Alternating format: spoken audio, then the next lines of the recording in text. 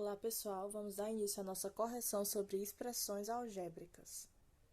A primeira questão falava assim: determine o termo geral da sequência abaixo. 10, 20, 30, 40 e continua, é uma sequência recursiva. O termo geral, ele é aquele termo que vai definir a relação que tem entre um número e outro. Ele permite que a gente consiga encontrar qualquer um dos termos dessa sequência. No vídeo da aula, a gente viu um termo geral de uma sequência que era diferente dessa, eram outros números, e o termo geral era Qn igual a 2n. O que era esse n? O n é o número que identifica qual é o termo que a gente está usando para calcular. Por exemplo, no termo 1 vai ser Q1, no termo 2 vai ser Q2, o n vai ser o 2. No termo 3 o n vai ser o 3 e no termo 4 o n vai ser o 4 e assim por diante. Então, lá era 2n, só porque neste caso é outro número. Pronto, eu peguei aqui o Q1, que é o primeiro termo, que é o número 10. Q1 é 10. Então, 10n, porque quem é esse n do 10n? É o número 1. E a gente calculando fica assim. Q1 é igual a 10 vezes 1, porque a gente substitui o n por 1. Q1 é igual a 10, então assim, não teve alteração. E se fosse Q2, que é o segundo termo? A gente sabe que o Q2 é o segundo termo, é o segundo número que aparece, que é o número 20. Como é Qn e a gente substituiu o n por 2, nesse segundo exemplo, ficou Q2. Então, se Qn é igual a 10n, neste caso, o n passou a ser 2, então vai ser 10 vezes 2. Q2 é igual a 20. A gente pode perceber que esse termo geral que nós usamos, Qn igual a 10n, é realmente o termo geral que forma essa sequência.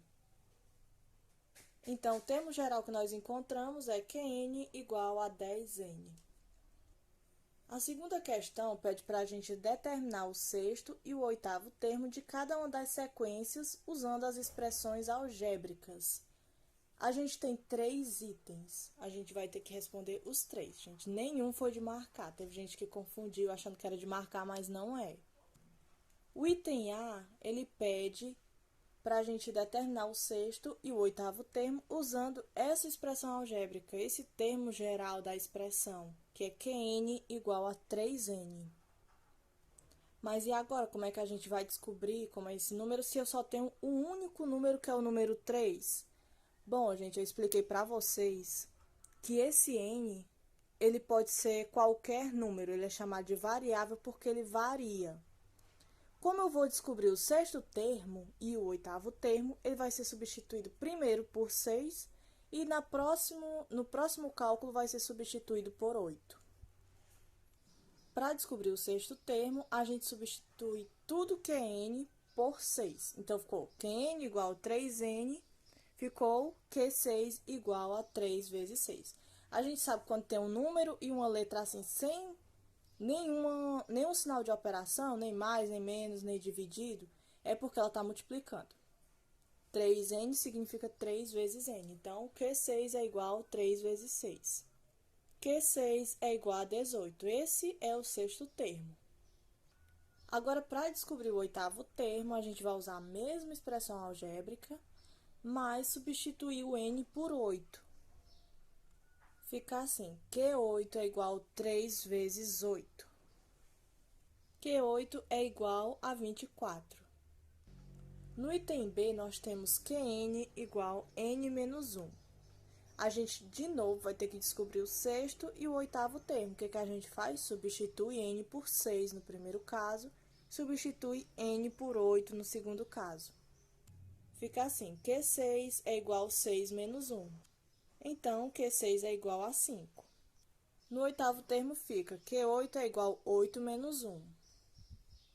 Então, Q8 é igual a 7. No item C, a expressão é definida por Qn igual n mais 4. Para descobrir o sexto termo, substituímos todos os n por 6. Fica assim, Q6 é igual a 6 mais 4. Então, Q6 é igual a 10. No oitavo termo, fica assim, Q8 é igual a 8 mais 4.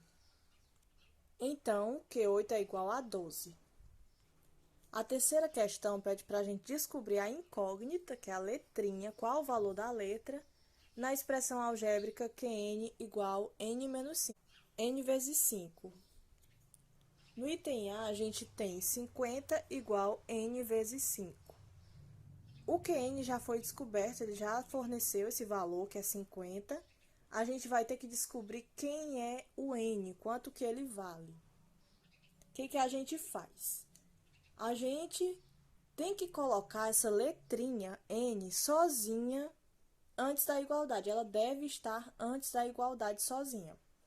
Mas antes a gente tem que fazer alguns processos. Neste caso, nós vamos fazer o quê? Vamos só inverter. O que está antes da igualdade vai para depois, o que está depois vai para antes da igualdade. Fica n vezes 5 igual a 50. A gente só inverteu.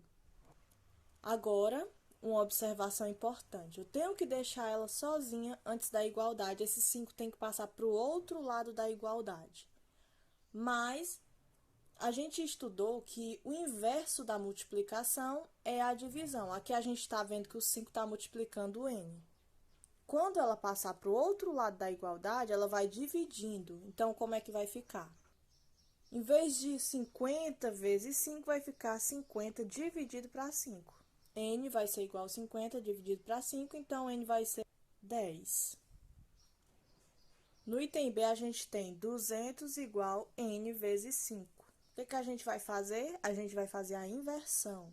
Colocar o que está depois da igualdade para antes e o que está antes para depois da igualdade. Fica n vezes 5 igual a 200. Como é que a gente vai deixar o n sozinho? De novo, ele está multiplicando pelo 5. O 5 vai passar para o outro lado da igualdade, dividindo. Fica n igual a 200 dividido para 5. N é igual a 40. No item C, nós temos 15 igual a n vezes 5. Invertendo, ficou assim, n vezes 5 igual a 15. O 5 estava multiplicando, passou para o outro lado dividindo. Então, ficou n igual a 15 dividido para 5. Então, n é igual a 3. E é isso, pessoal. Tchau e até a nossa próxima aula.